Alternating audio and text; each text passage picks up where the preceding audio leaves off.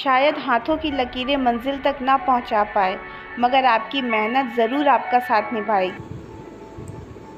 बहुत पुरानी बात है। एक जंगल में गुरुकुल था जिसमें बहुत सारे बच्चे पढ़ने आते थे।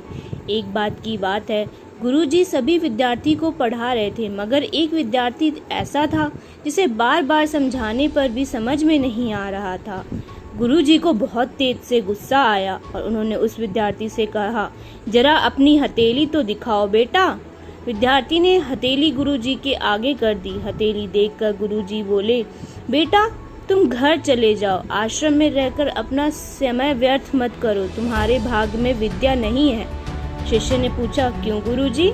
गुरुजी ने कहा, तुम्हारे हाथ में विद्या की रेखा नहीं है।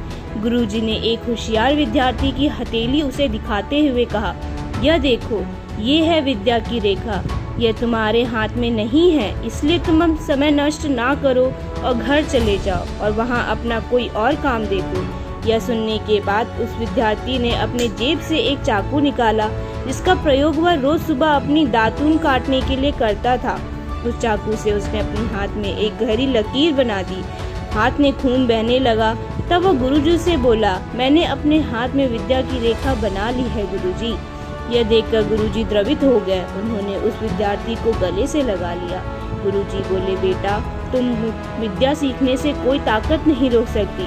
दृढ़ निश्चय और परिश्रम हाथ की रेखाओं को ही बदल देती है। दोस्तों, वह विद्यार्थी आगे चलकर महर्षि पणि के नाम से प्रसिद्ध हुए, जिसने विश्व प्रसिद्ध व्याकरण अष्टाध्यायी की रचना की है। इतनी सदियां बीत जाने के बाद भी आज 2700 वर्षों बाद भी विश्व की किसी भी भाषा में ऐसा उत्कृष्ट और पूर्ण व्याख्या का ग्रंथ अब तक नहीं बना।